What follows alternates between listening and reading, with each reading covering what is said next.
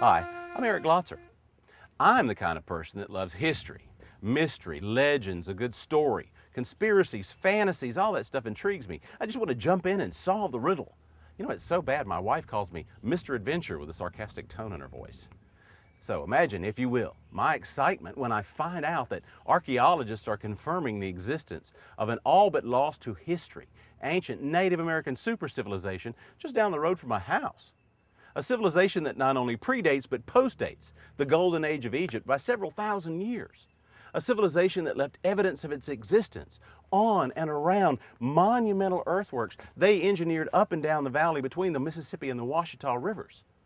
An all but lost to history, ancient civilization right under our feet? And I find this story in the ruins of a 1930s bridge in Little Jonesville, Louisiana. In July of 2009, federal, state, and local officials converged on Jonesville, Louisiana.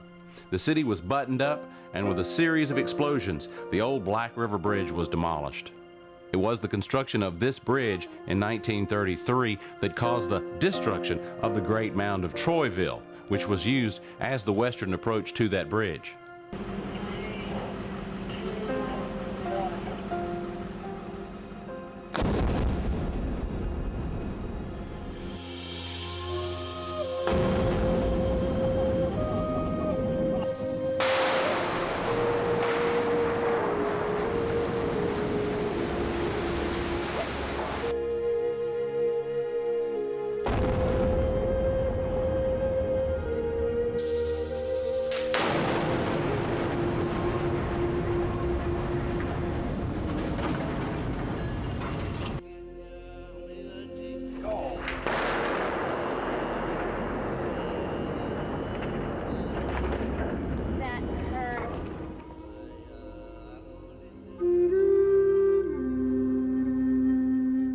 Jonesville is the home of Troyville, and Troyville was a site of multiple Indian mounds that were constructed here.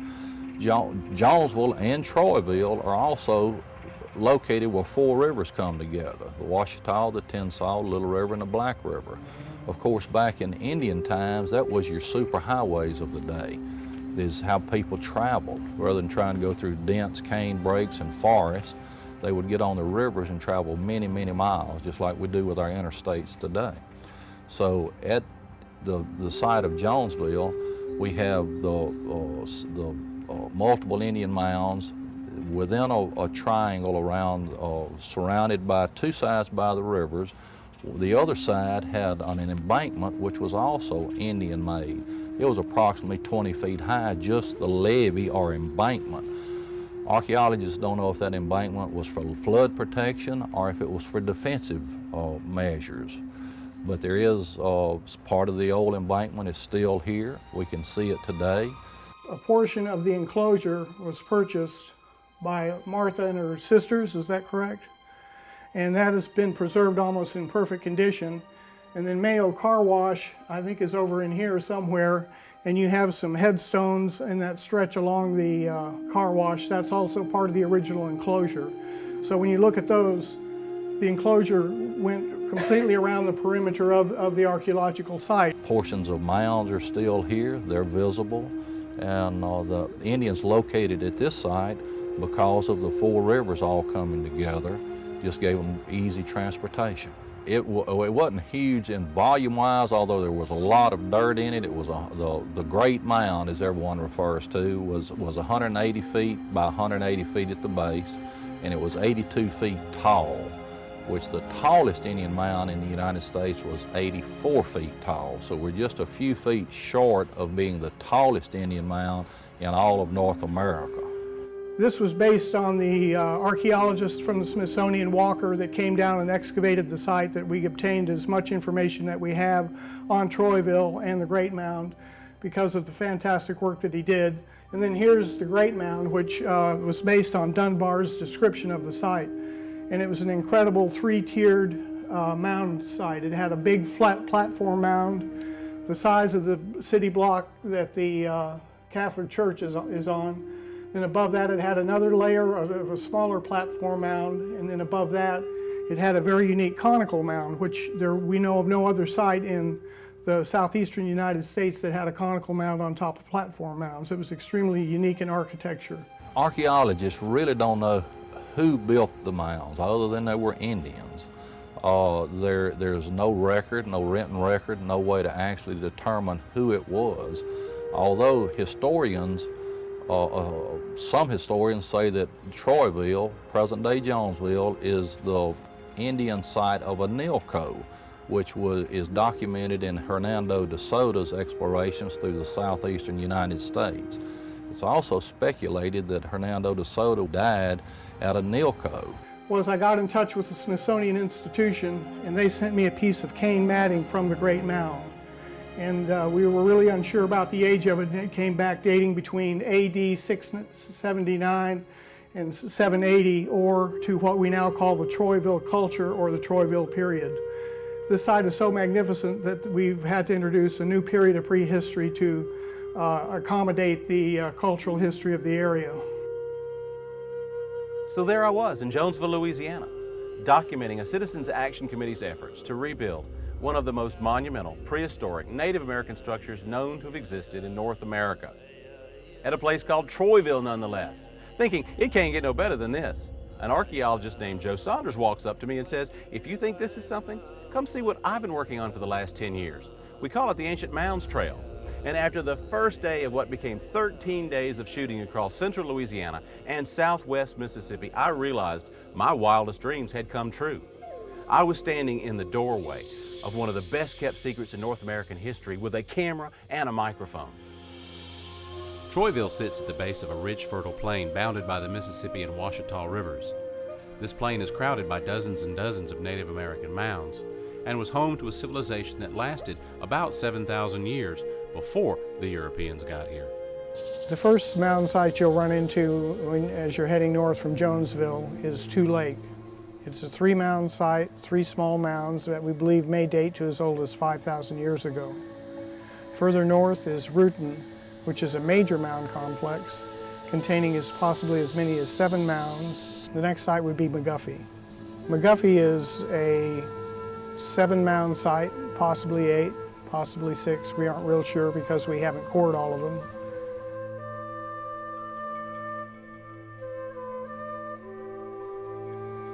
Although extremely modest in size, the Harrison Mound is probably the most picturesque mound on the tour. Pritchard Landing is the most complex set of earthworks on the Mounds Trail. You'll have to take my word for it because nobody's allowed on the property. It has maybe as many as 14 mounds and has an element of the original design of McGuffey and Marksville and Troyville. Booth Landing has been an interesting site to me personally for many years. It's a single conical mound, and we have 2 radiocarbon dates coming from under the mound, under the base of the mound, and they date to 400 BC to about 600 BC, and will match very closely with the introduction of pottery into this part of the Louisiana. There's another single conical mound fairly close to the Booth Landing site called Alexander Mound. It looks about like Booth, about the same size, but it lacks pottery. Wade Landing it's on the Ouachita. It has 1 platform mound with historical graves on it. And by the way, very often the mound sites that we visit do have historic graves, and they tend to help preserve these mounds from being dug up. Caney Mounds is another one of the Middle Archaic mounds, almost unique to Louisiana. We have 2 radiocarbon dates from there, and they both come back about the same age as 3,500 BC or 5,500 years ago. Probably the most visited site, and it's visited inadvertently, is Balmoral, and the highway goes right through the center of the site. Poverty Point has captured the imagination of archaeologists and professionals and amateurs and stargazers and on since it was first discovered in the 1950s. The most elaborate mound is a site called Frenchman's Bend. It has 5 mounds. They're dinky compared to what we had at Watson Brake, but the architecture in the mounds and under the mounds is very elaborate and complex. Watson Brake is the kingfish of archaic mound sites in North America, and one of the best sites, significant sites in North America, and the most significant site in Louisiana.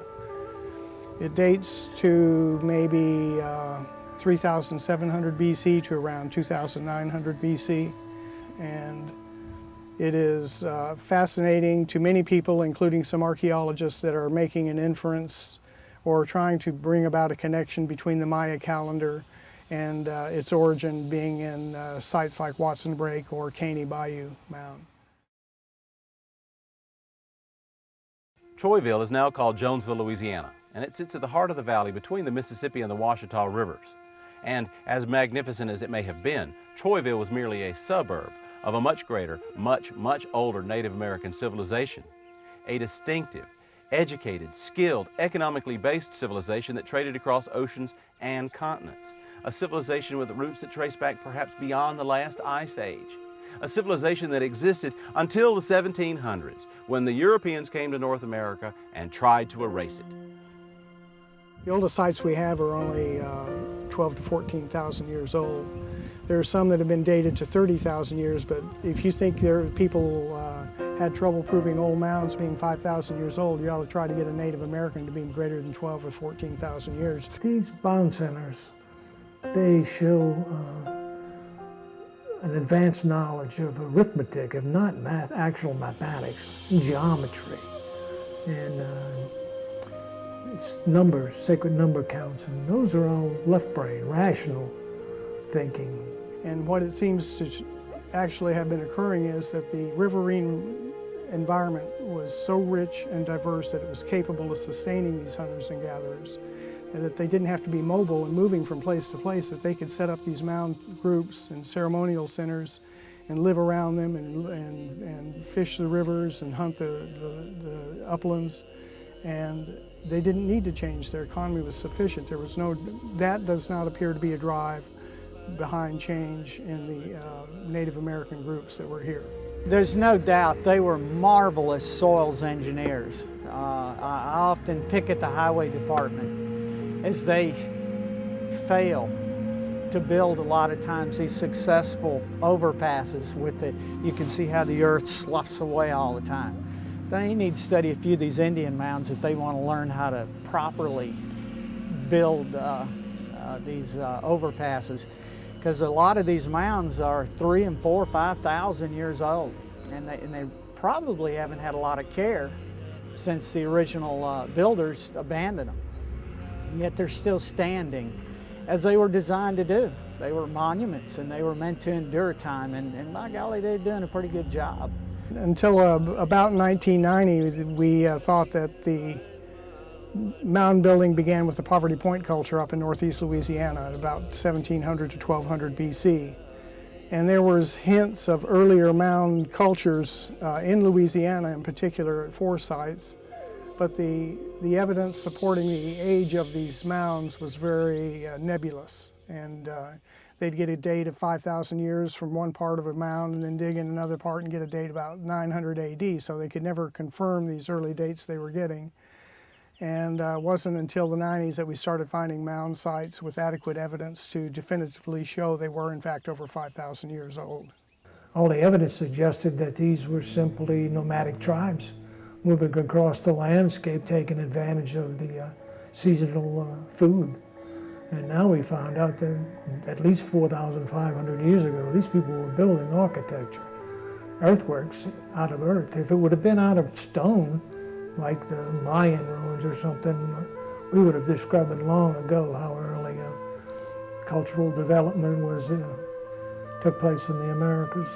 All of what we knew about hunter-gatherers was based primarily on groups in Africa or Australia that seemed to be sort of on the edges of their habitat, edges of, the edges of civilization. And so they just really were not a good analog for the kinds of hunter-gatherers we would have had here.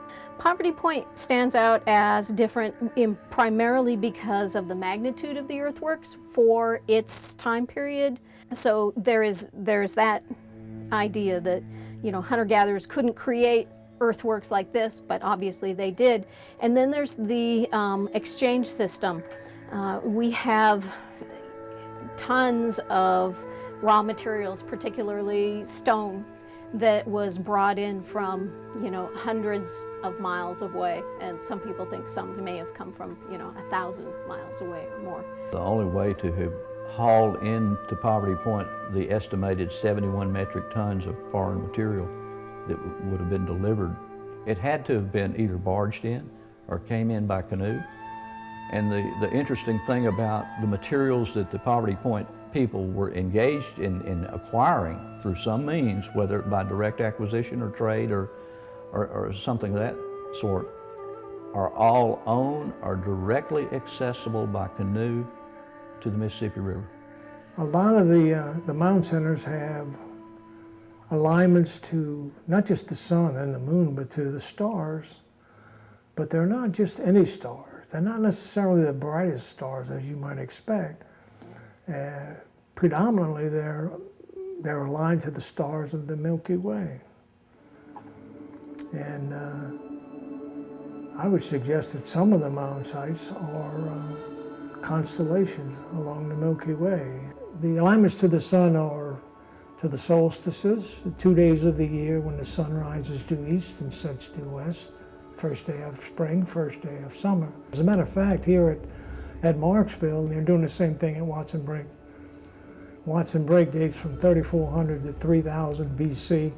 Marksville dates from about 50 BC to AD 400.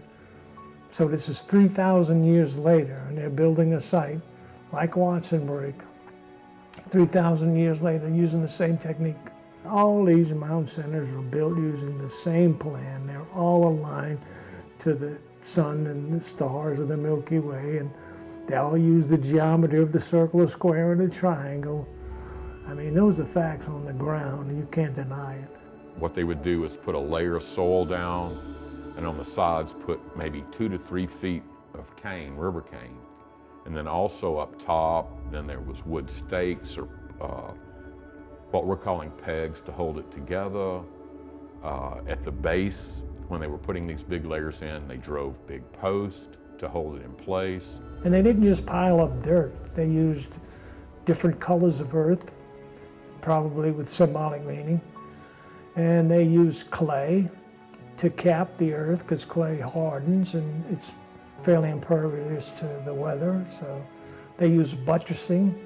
They put platforms around the mounds to keep them from literally melting and pushing out at the bottom, and it's fairly sophisticated engineering. There's a perfect example here at the Marksville site. There's a large circular mound, about 95 meters in diameter, and it has a bright yellow ring of clay, yellow clay. And they had to go several feet below the surface to find this clay. I mean, you had to dig deep for it, so it was purposely done. There are 2 white mounds here at Marksville. They're made out of, again, they had to deliberately excavate for this earth. You don't just find it laying around. You had to go down about a foot to find it. There are mounds that are composed almost entirely of dark clay, black clay. We found blue clay, the blue silt, also the red clay. They knew the administration of tending to large groups of people. Now that's a special talent to have, not a real government yet, but it is a political system in which they're able to organize people and to not have them at each other's throats all the time and not have a jail here and a jail there. They really knew so much about their environment in details that we can't imagine today. Their lives were probably a lot quieter and a lot more peaceful than our lives. It seems archaeologists have only been digging into the prehistoric past of humans in North America for the last 20 years or so in earnest. The Great Depression and a couple of world wars deferred any interest in fantastic discoveries that were made in the early 1900s, like those at Troyville. But Dr. Joe Saunders and his colleagues have been piecing together the past, and the things they tell me about the history of the Ouachita Valley have changed my perception not only of the Americas, but the world. The first people to arrive in the lower Mississippi Valley and in the Mississippi area got here at the end of the last ice age, about 12,000 years ago. It seems like that mound centers were probably being selected maybe 5,000, 6,000 years ago by groups of people who were no longer really forced to migrate around and look for food. And one of the reasons mound building was not believed to be possible 5,000 years ago was they didn't have any agriculture, they didn't have any trade, they didn't show any evidence of social stratification or inequality. It was just like a horde of people showed up and started building. And all of these were foreign concepts to the traditional way that we explain the past, and it was wrong. The economy was sufficient to overcome all of these requirements, and it wasn't until within the past 10 to 15 years that perspective has been radically changing. The prehistory of the Americas in general is not well known. I mean, it's not really taught very much in grade school and high school.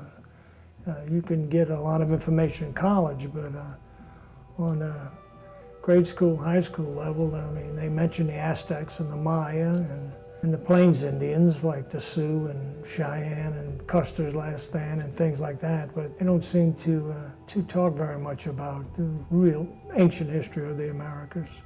Because these mounds weren't supposed to exist, because these cultures weren't supposed to exist, because they didn't have pottery, because they didn't have social stratification, because they didn't have agriculture. All of these reasons they were not supposed to exist, but guess what? They do exist.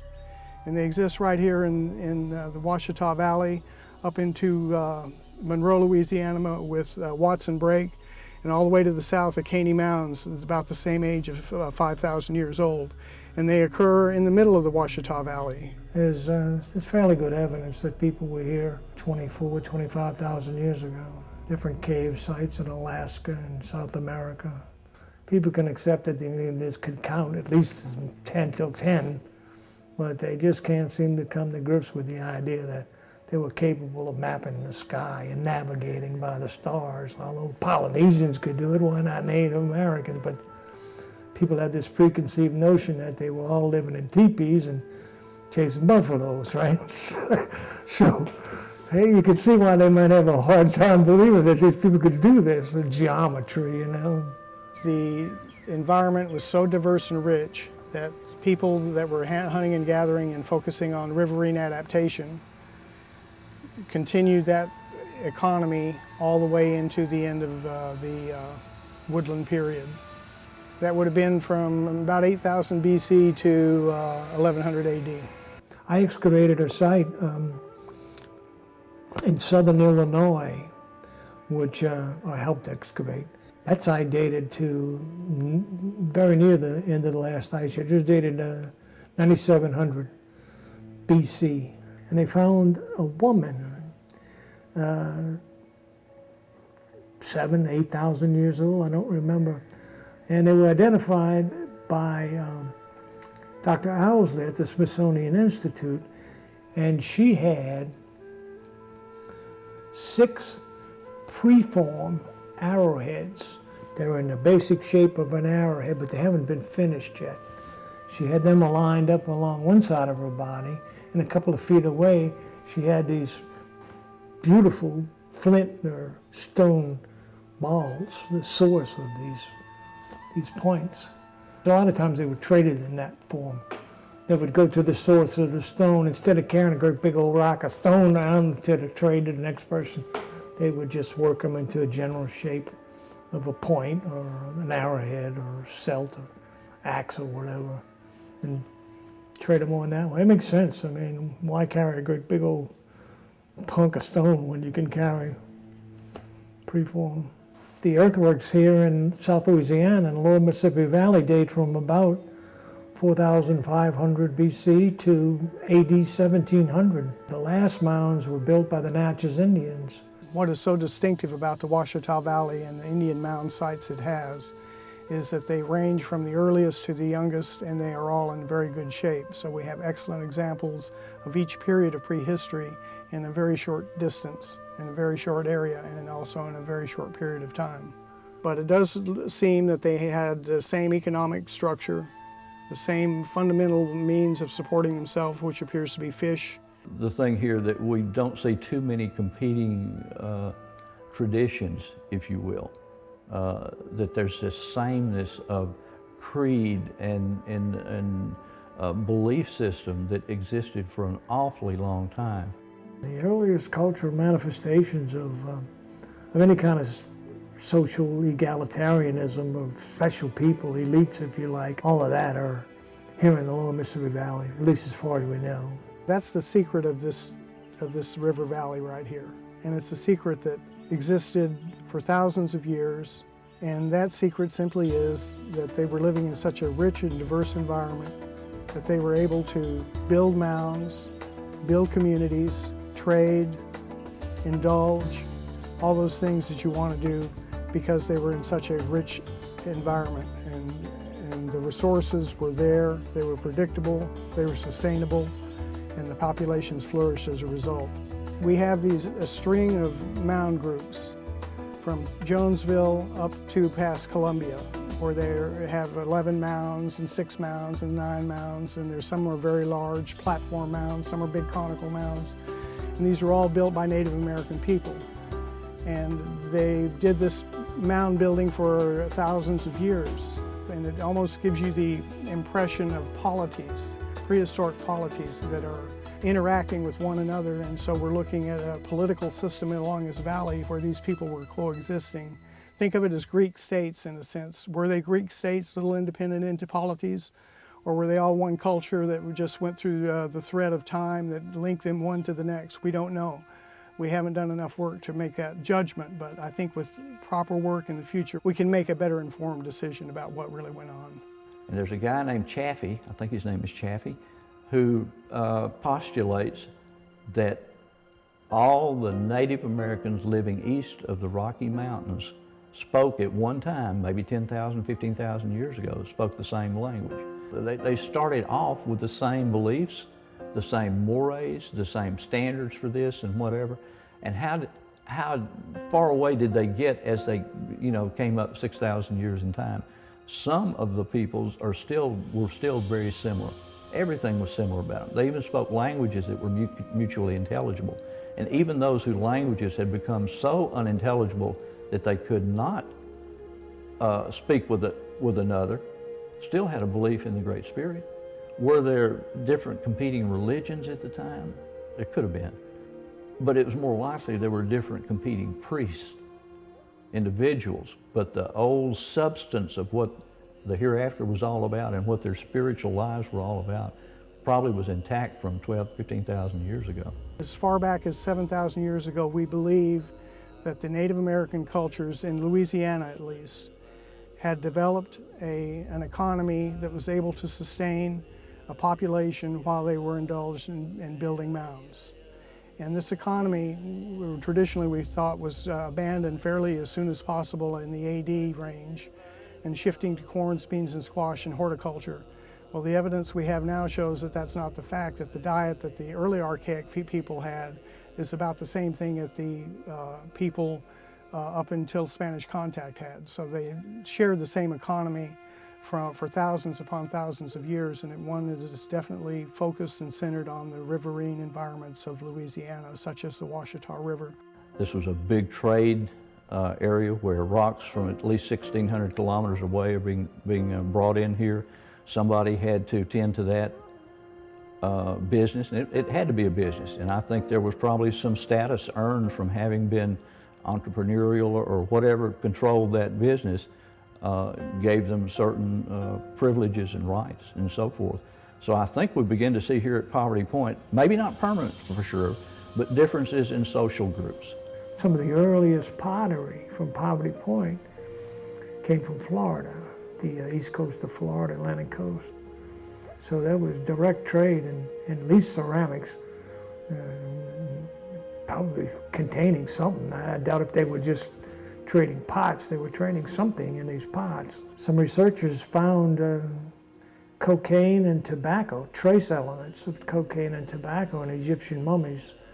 And it was hotly debated when the first discoveries were made, but it's been pretty much confirmed now. These people had tobacco, which is a New World crop, and cocaine, which is derived from the coca plant, which is a New World plant. Now, how they got it, I don't know. Most scholars who accept that these elements were there in Egypt. They suggested came by way of Asia, that it was traded across what became the Silk Road. And that's the quickest way. Most scholars can't accept the idea that there was transoceanic trade as far back as, I think it's the 18th dynasty when this stuff was found, 1500 BC approximately. But still, no, that would be just as spectacular to think of as crossing the ocean across the vast stretches of Asia to reach Egypt. I mean, that's almost as hard to believe as transoceanic travel. But the evidence, coca and tobacco and ideas. Now these ideas are, like I said earlier, these ideas about the sky and the constellations and that sort of thing. But those are ideas, that's not hard data.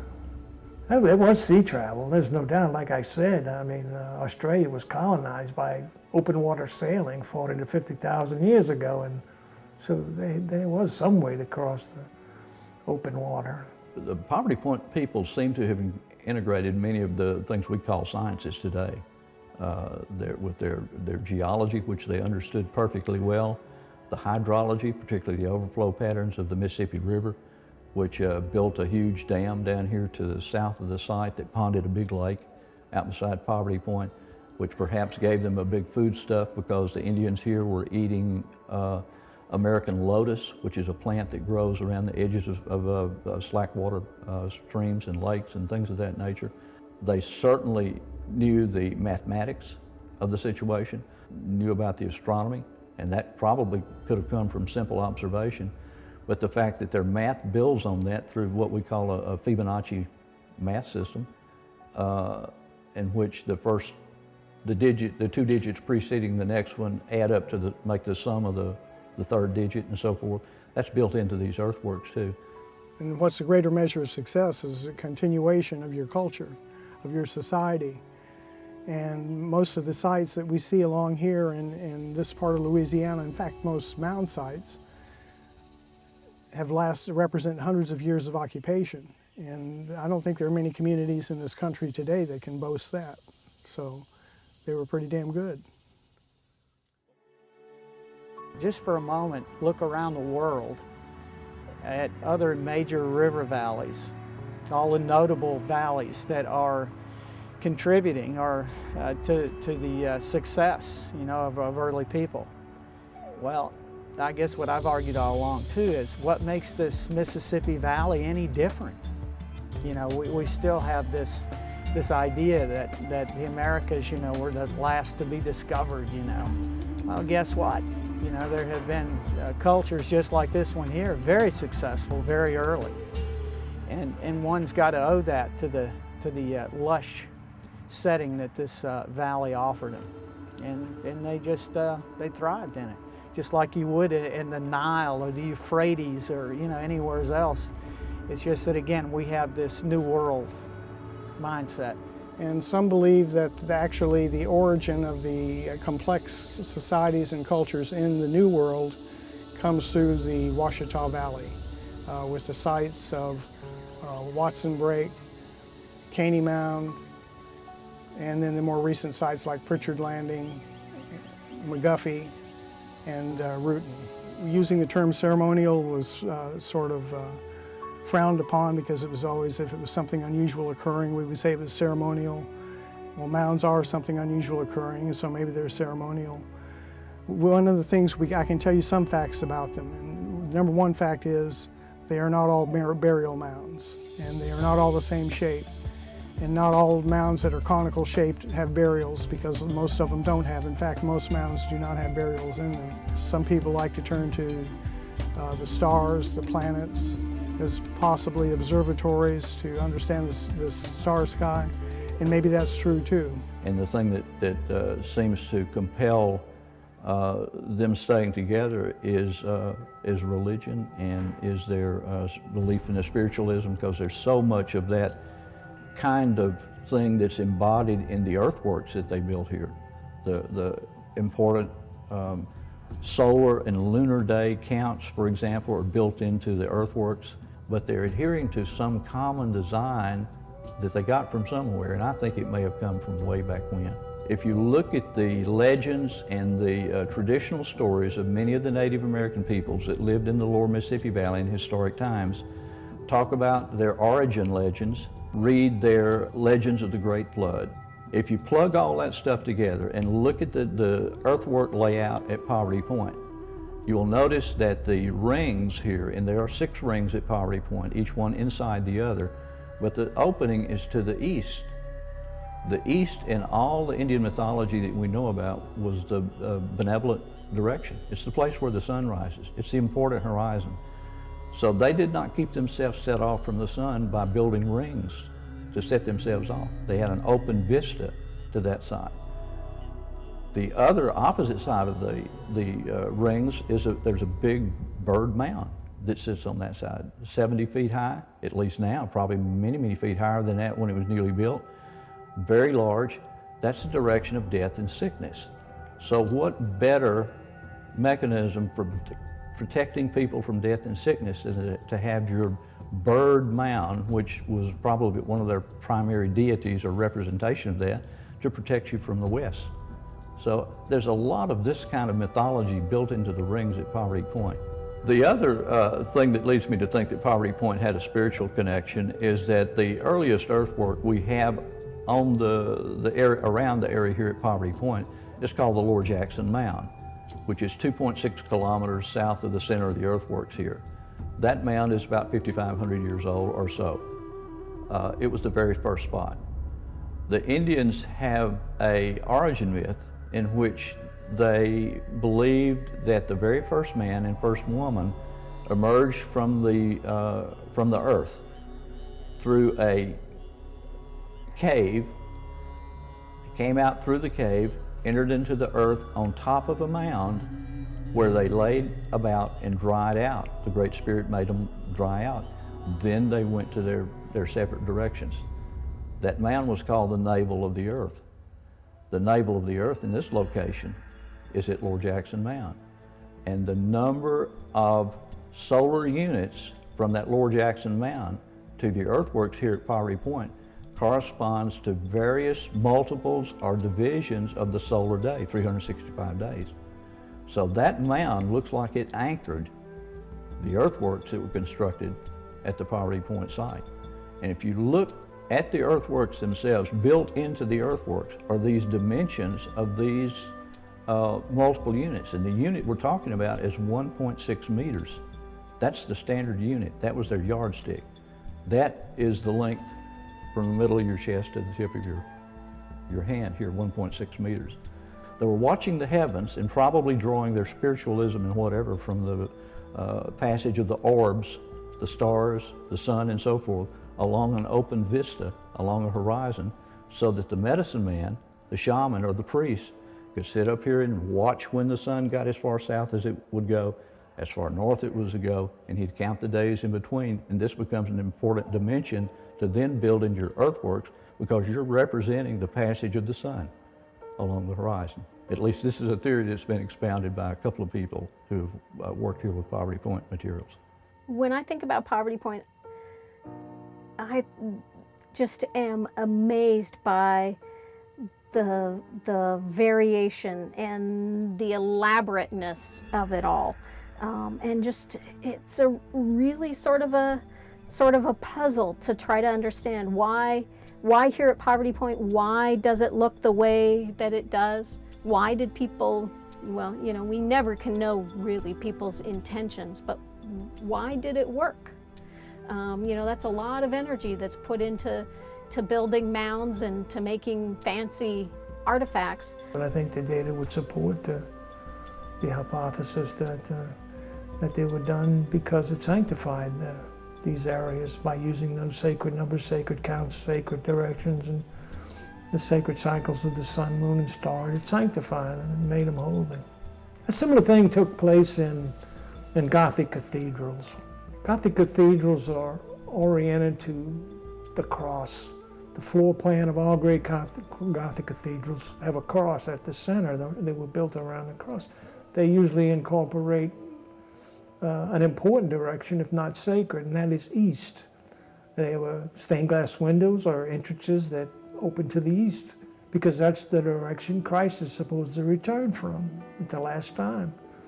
And they involve ceremonies and rituals where people had music and hymns and chants, and they dressed up in costumes called vestments that the priests wore, and they had big feasts. They called feast days the times that these people gathered at cathedrals. So you're seeing the same idea expressed in 12th century Europe in the great cathedrals. In that sense, these earthworks here in the Lower Mississippi Valley are Native American cathedrals, in that sense that they share the same symbolism and meaning, you know. One of the most widespread beliefs in the Americas, this is well documented, tribe after tribe, was that the cosmos of the universe was composed of 3 levels. There was an upper level, which we would probably equate with heaven. There was this level, this world, and there was an underworld, which we would equate with Hades or hell. It's just a rough analogy, but now what's less well known but equally well documented is that these 3 worlds were believed to be linked by the Milky Way. That the Milky Way was a vast river or path that linked the upper world, this world, and the underworld. And I think that's why there are alignments to the Milky Way at these mound centers here in the lower Mississippi Valley.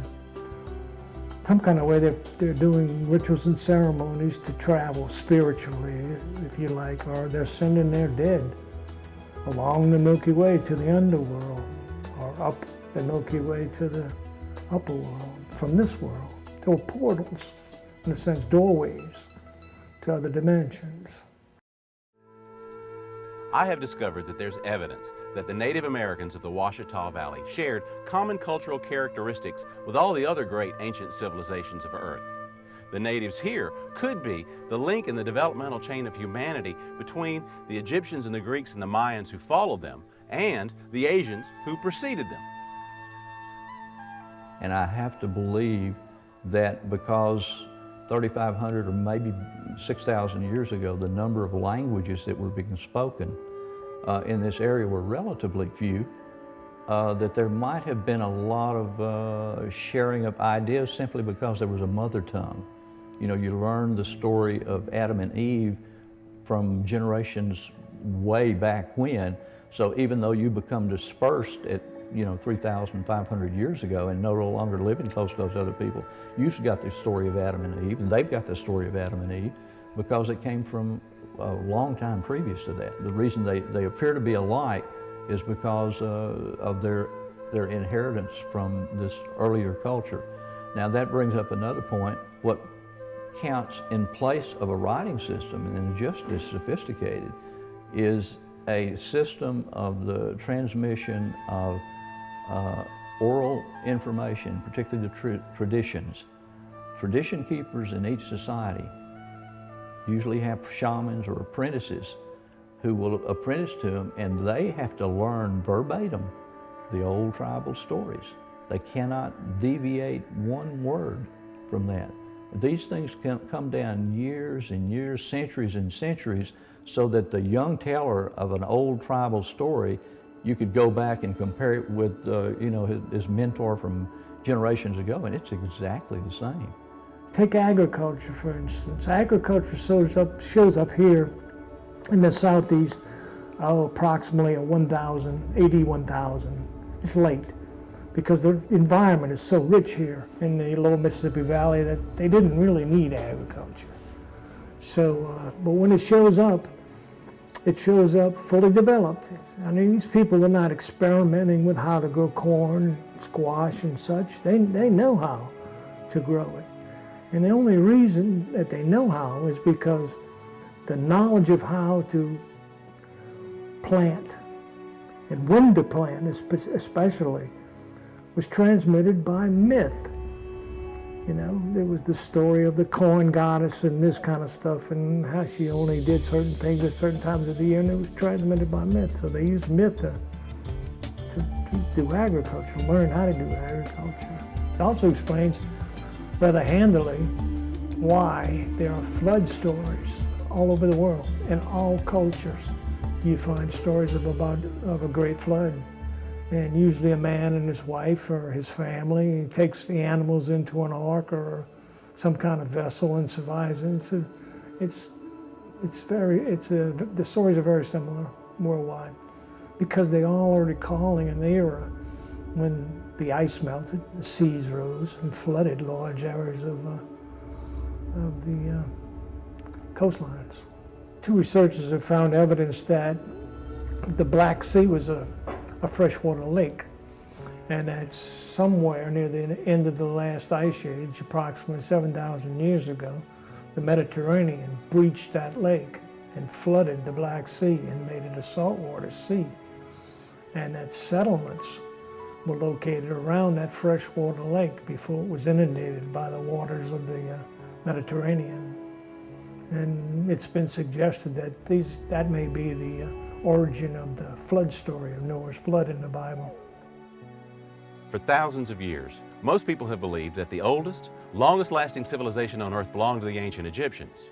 But the ancient Egyptians, and every other great ancient culture known to have existed on this planet, has revered an older, greater civilization, one that was lost long ago to the sea.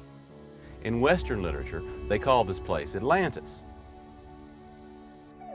Atlantis is a place at the end of the last ice age. It was destroyed by a flood, a great flood. It went down under the ocean, and that's where the tie-in was, the link to the larger myth of Noah and the flood and all the flood myths around the world.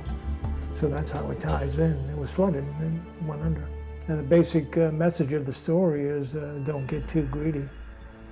And because that's what supposedly destroyed them, their lust for power and wealth.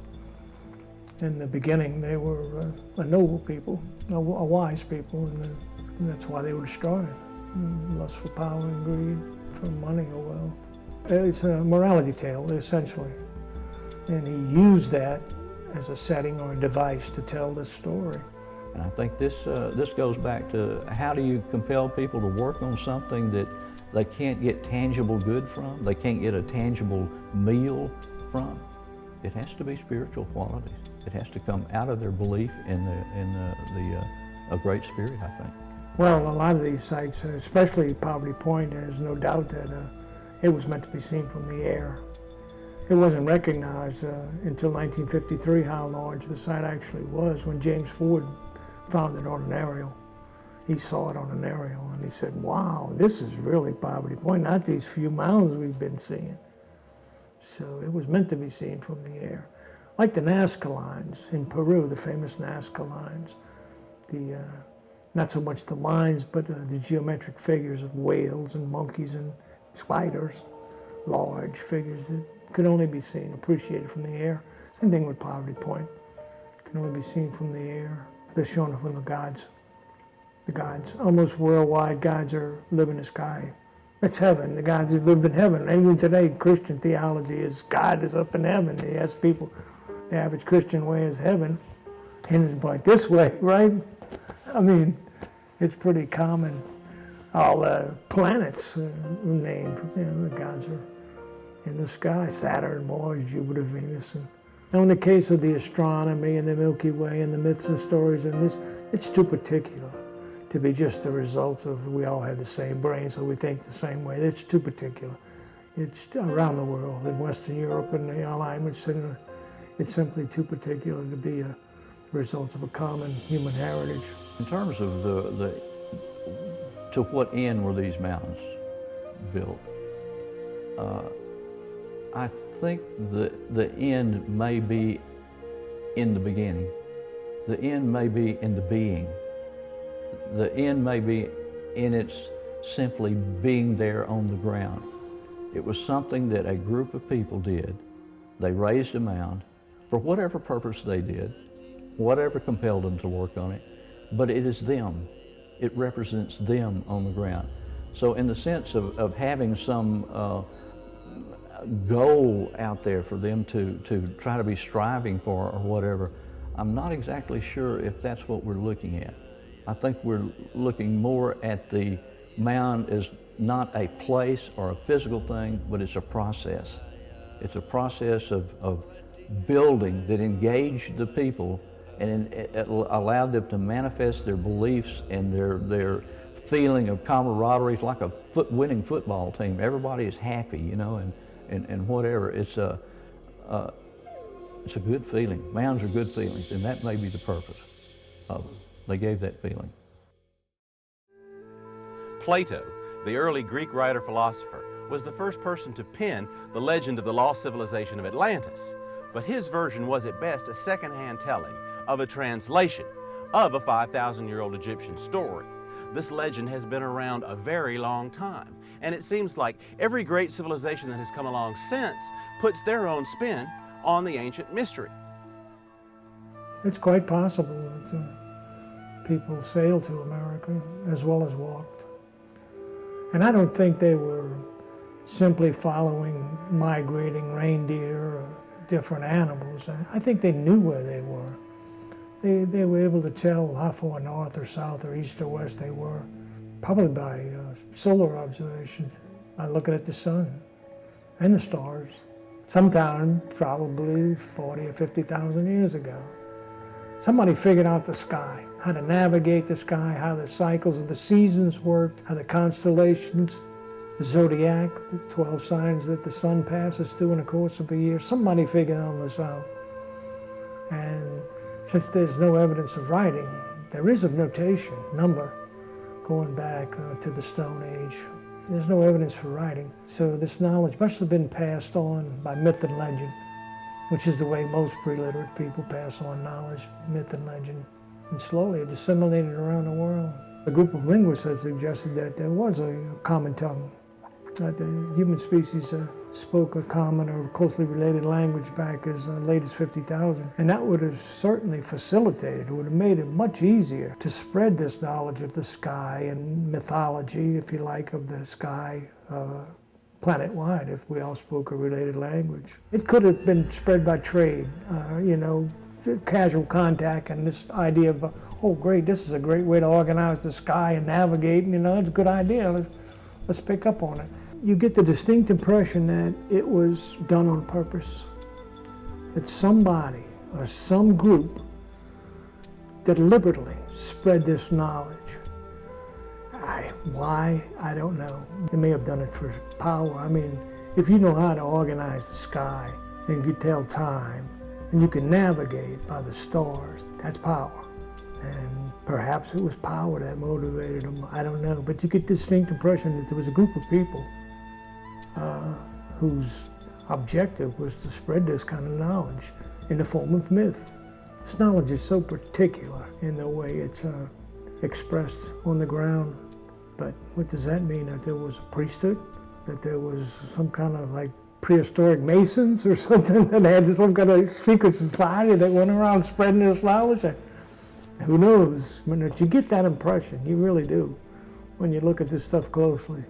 In fact, there's good evidence that astronomy goes back to the Upper Paleolithic, as it's called, the Ice Age in Western Europe, the famous cave paintings like Lascaux of different animals. And there's some serious research that suggests that these great bulls in these caves are actually representations of the constellation Taurus.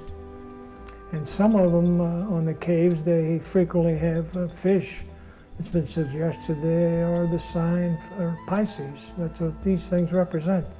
They're ibex and rams and Aries. I mean, it's little known, but there's some fairly convincing evidence. A Belgian researcher did a study on the entrances. She found the original entrances to a lot of these caves, and I can't remember the exact figure, but I think it was 10 out of 12 of them. The entrance to these great painted caves were aligned to important solar dates, like the longest day of the year, shortest day of the year, and so forth.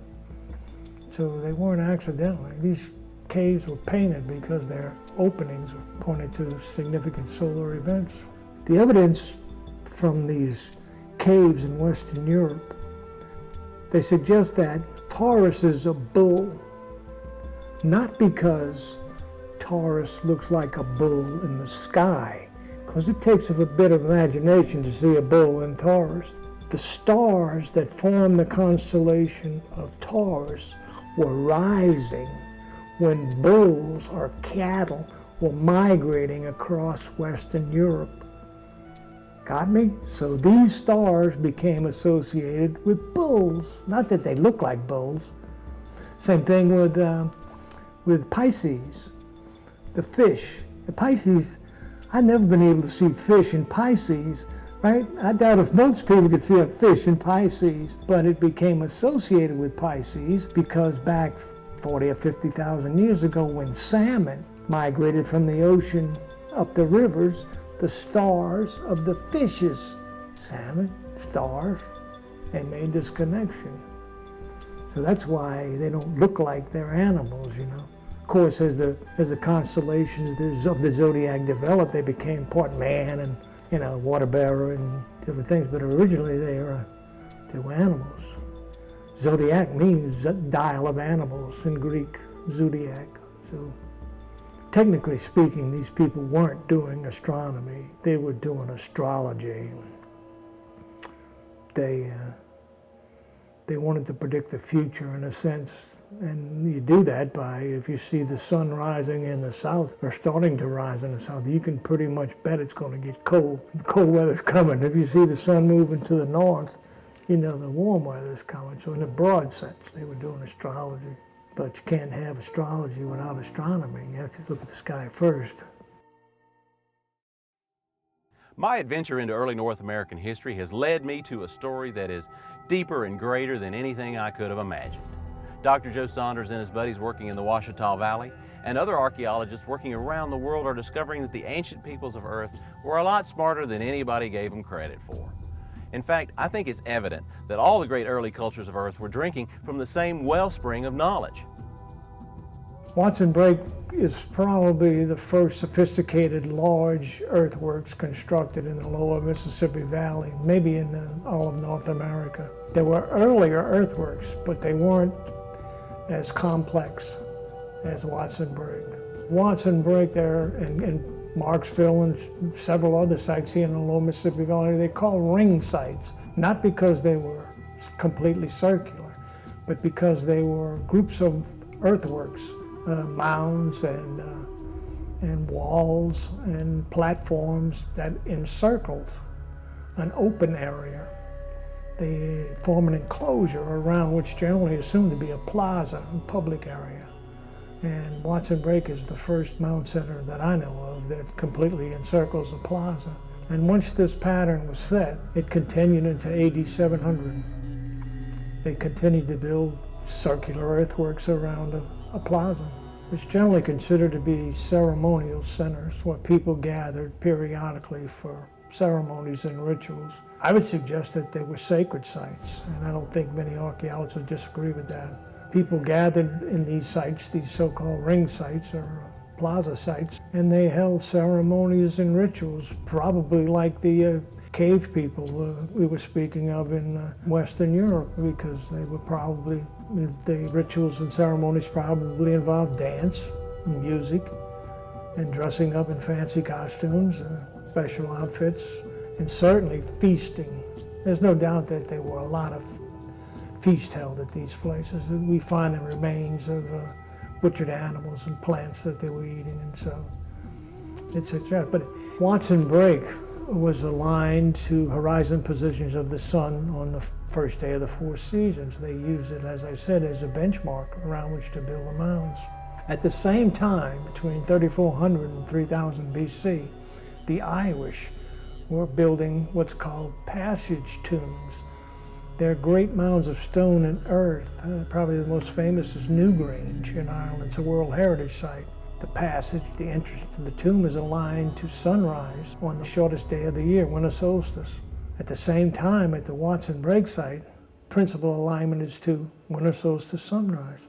People in the old world, the Irish, building these great tombs oriented to sunrise on the shortest day of the year, and you got people here in the Americas at exactly the same time building huge earthwork complexes and plazas aligned to the same event. That there's some link between Western Europe and the Americas because the alignments are too particular. They're too specific to be just the results of chance. I would suggest, and others have suggested before me, that the earliest earthworks in the Americas, which are located in Louisiana, the knowledge behind those earthworks was inherited. It was brought from Asia when they crossed the Bering Land Bridge 20,000 years ago, whether by sea along the coast or by land, that this heritage came with them. This knowledge of the stars and how to calculate and navigate by the stars, the sun and the moon. And it just trickled down into Louisiana and finally found expression as to why people decided to express this knowledge in the form of passage tombs in Ireland and in the form of great earthworks here in South Louisiana at the same time. What prompted them to start building architecture that commemorated this knowledge. It's interesting that all this geometry up here is based on the circle, the square, and the triangle.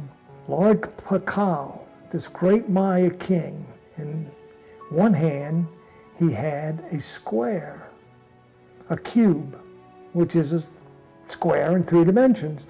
In the other hand, he had a circle, a sphere, which is a circle in 3 dimensions. So he had a circle in one hand and a square in the other. And the entrance to his tomb was a great light yellow colored sandstone slab in the form of a triangle.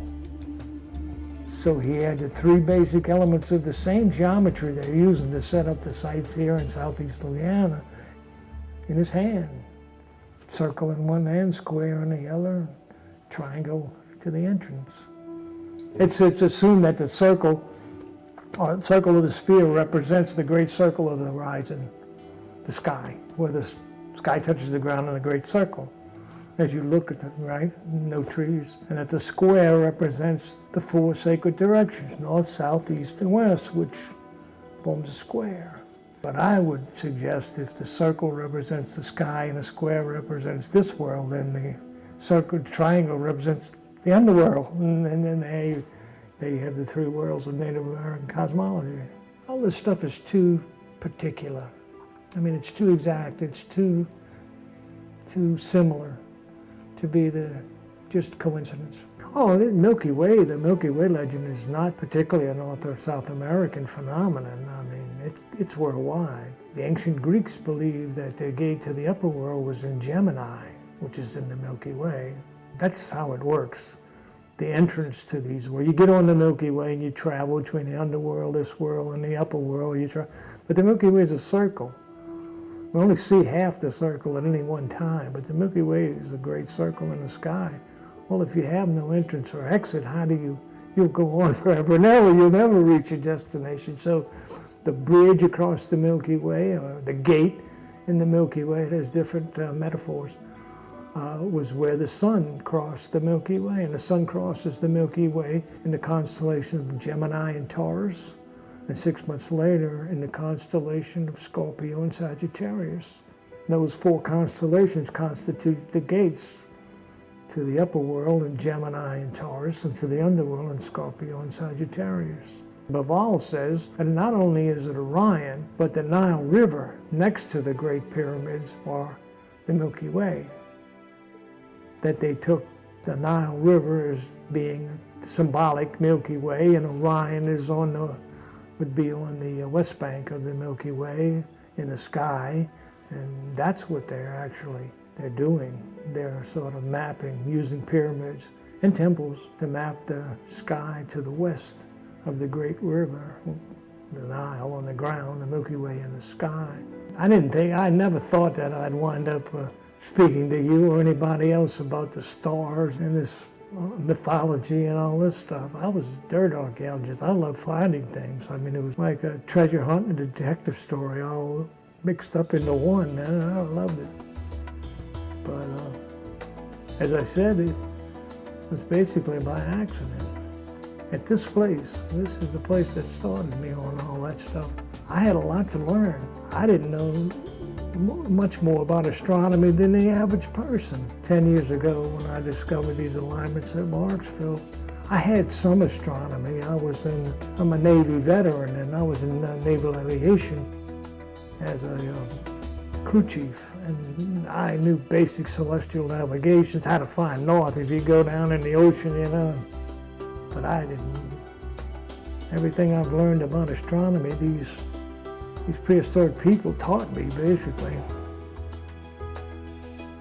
I started my quest for knowledge and adventure in the Mississippi Territory just 7 miles from my house, and it took me around the world and into outer space. I wanted to find out more about the ancient people of the Ouachita Valley, and I walk away with my treasure, a greater appreciation of human history worldwide.